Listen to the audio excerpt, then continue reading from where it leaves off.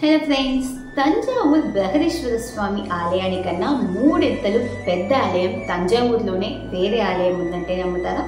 నమ్మాల్సిందే. మరి తంజావూరులో తిరువయ్యారు అనే ప్రాంతంలో శ్రీ పంచనాథీశ్వర స్వామి ఆలయం ఉంది. ఈ ఆలయాన్ని అయ్యారప్ప స్వామి ఆలయం అని కూడా అంటారు. ఈ ఆలయం బృహదీశ్వర స్వామి ఆలయం కన్నా మూడింతలు పెద్దది. ఇంకా ఈ ఆలయంలో సంవత్సరానికి ఒకసారి నందీశ్వరుడికి కళ్యాణ ఉత్సవాలు జరిపిస్తారు. ఇంకా ఆ ఉత్సవంలో 7 శివక్షేత్రాల నుంచి ఆభరణాలు కానీ, ఆహారం కానీ, అలంకరణ పుస్తకాలు కానీ రావడం విశేషం. ఈ ఉత్సవాన్ని సప్త ఆస్థాన ఉత్సవంగా జరిపిస్తారు.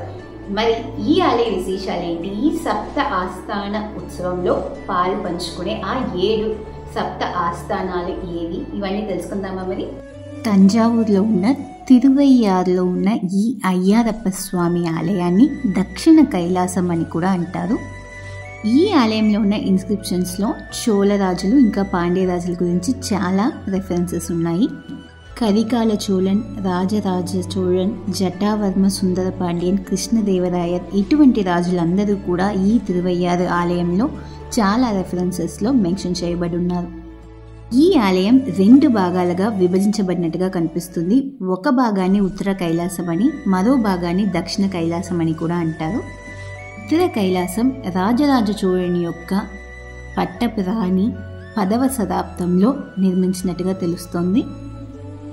దక్షిణ కైలాసం రాజేంద్ర చోళుని యొక్క పట్టపు రాణి రెనోవేట్ చేసినట్టుగాను తెలుస్తోంది. దేవారం అనే గ్రంథంలో పాటని పొందిన శివక్షేత్రం ఇది. ఈ ప్రాంతాన్ని తిరువయ్యారు అంటారు. తిరువయ్యారులో తిరు అనేది ఒక రెస్పెక్టివ్ వర్డ్. అయ్యారు అనేదాన్ని ఐ అంటే 5 అని అర్థం, ఆరు అంటే నది అని అర్థం. సో అయ్యారు అంటే 5 నదులు ప్రవహించే ప్రాంతం. ఆ 5 నదులు చూసినట్లయితే అరిసిలారు, వెన్నారు, వెట్టారు, కుడమురుట్టియారు, కావిరియారు. ఈ 5 నదులు కూడా ఈ ప్రాంతంలో పారుతుండడం వల్ల తిరువయ్యారు అని ఈ ప్రాంతానికి పేరు వచ్చినట్టుగా తెలుస్తోంది.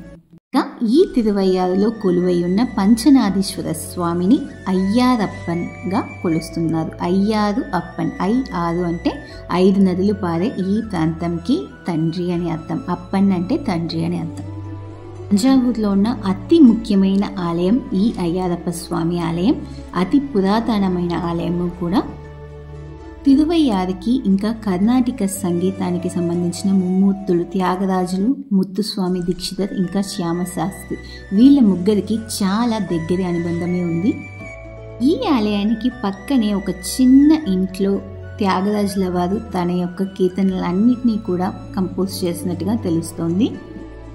ఈ తిరువయ్యారు ప్రాంతంలో ప్రవహిస్తున్న నదీ తీరంలోనే త్యాగరాజుల వారి యొక్క సమాధి కూడా ఉంది. అక్కడే సంవత్సరానికి ఒక్కసారి ఈ కర్ణాటక సంగీత సెలబ్రేషన్స్, మ్యూజిక్ ఫెస్టివల్ అనేది జరిపిస్తున్నారు.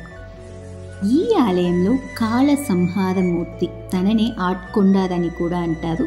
తన యొక్క స్వరూపం చాలా బ్రహ్మాండంగా ఉంటుంది. ఇంకా ఒక్కసారి చూస్తే ఎప్పటికీ మర్చిపోలేని స్వరూపము కూడా. ఆలయానికి వెళ్తే తప్పకుండా గమనించండి. కాళ సంహారమూర్తి యొక్క సన్నిధికి నేరుగా మనకి ఒక హోమకుండం కనిపిస్తుంది. ఆ హోమకుండాన్ని ఆది శంకరాచార్యుల వారు నిర్మించినట్టుగా తెలుస్తోంది. అయ్యారప్ప స్వామి స్వయంభూమూర్తి.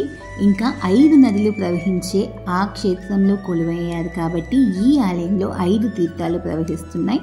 వాటిని సూర్య పుష్కర్ని, గంగా తీర్థం, చంద్ర పుష్కర్ని, పాలారు తీర్థం, నంది తీర్థం అని పిలుస్తారు. ప్రతి సంవత్సరము కూడా తిరువయ్యారులో సప్త ఆస్థాన ఉత్సవాలు జరుగుతాయి. వేలాది మంది భక్తులు ఇక్కడికి వచ్చి ఆ వేడుకల్ని చూస్తారు. సప్త ఆస్థానాలు అని చెప్పి 7 శివక్షేత్రాలని చెప్తారు. అందులో అతి ముఖ్యమైనది తిరువయ్యారులో ఉన్న అయ్యారప్ప స్వామి ఆలయం. అక్కడ మనం దర్శించుకుంటున్న ఈ ఆలయం. మిగతా 6 సప్తాస్థాన క్షేత్రాలు ఏవని చూస్తే ఆపత్ సహాయ స్వామి ఆలయం తిరుప్పళనం అనే ప్రాంతంలో ఉంది. ఓదనవనేశ్వర స్వామి ఆలయం తిరుచోట్రుత్తురై అనే ప్రాంతంలో ఉంది. వేదపురీశ్వర స్వామి ఆలయం తిరువేదిక్కుడి అనే ప్రాంతంలో ఉంది. కండీశ్వర స్వామి ఆలయం తిరుక్కండియూర్ అనే ప్రాంతంలో ఉంది. ఈ తిరుక్కండియూర్ కండీశ్వర స్వామి ఆలయం ఆల్రెడీ మన ఛానల్లోనే వీడియో వేయటం జరిగింది. చూడకపోతే డిస్క్రిప్షన్లో ఉన్న లింక్ని చెక్ చేయండి. ఇంకా పుష్పవననాథ స్వామి ఆలయం తిరుపూందుతి అనే ప్రాంతంలో ఉంది. నెయ్యడియప్పర్ ఆలయం తిరునెయ్దానం అనే ప్రాంతంలో ఉంది. ఇవన్నీ కూడా తంజావూరుకి చుట్టుపక్కలే ఉన్న విలేజెసే. ఆస్థాన ఉత్సవాలప్పుడు ఈ 7 ఆలయాలకి సంబంధించిన ఉత్సవమూర్తులందరూ కూడా పల్లకిల్లో ఊరేగింపబడతారు. ఆ తర్వాత ఆ 7 ఆలయాలకి సంబంధించిన ఉత్సవమూర్తులందరూ కూడా వచ్చి అయ్యప్ప స్వామి దర్శనాన్ని పొందడం విశేషం. ఈ సప్తాస్థాన ఉత్సవంలో నందీశ్వరుడి యొక్క కళ్యాణ వైభవం జరిపిస్తారు. ఆలయంలో నుంచి స్వామివారికి బట్టలైతే, ఒక ఆలయం నుంచి ఆభరణాలు, అలా 7 ఆలయాలు కూడా వాటి యొక్క షాల్స్ని ఆ నందీశ్వరుడి యొక్క కళ్యాణం కోసం ఇవ్వడం అనేది జరుగుతుంది. ఈ ఆలయ నిర్మాణం కోసం దాదాపు 15 ఎకరాల భూమిని యూజ్ చేస్తున్నట్టుగా తెలుస్తోంది. ఈ ఆలయంలో 5 ప్రాకారాలు ఉన్నాయి. మొదట్లో ఉన్న ప్రాకారంలో గర్భగుడిలో స్వామివారు ఉన్నారు.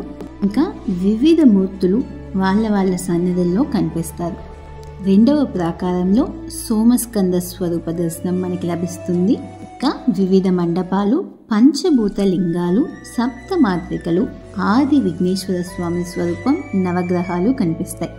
అంతేకాకుండా నటరాజస్వామి, నాగలింగాలు, విల్లేంద్రియ వేలవ స్వామి స్వరూపం, విఘ్నేశ్వరుడు కనిపిస్తారు.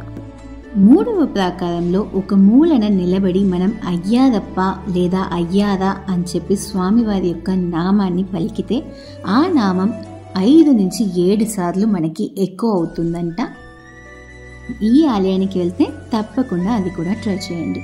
4వ ప్రాకారంలో ఉత్తర కైలాసం ఇంకా దక్షిణ కైలాసం గోపురాలు మనకి కనిపిస్తాయి. ఈ ఆలయంలో అయ్యారప్ప స్వామి ఆలయం ఒక వంతు అయితే, ఒకవైపు అరంబలత్త నాయగి అని చెప్పి అమ్మవారి ఆలయం కనిపిస్తుంది. మరోవైపు దండపాణి స్వామి వారి ఆలయం, ఇంకా ఆట్కొండవ అంటే కాల సంహారమూర్తి ఆలయం కనిపిస్తాయి.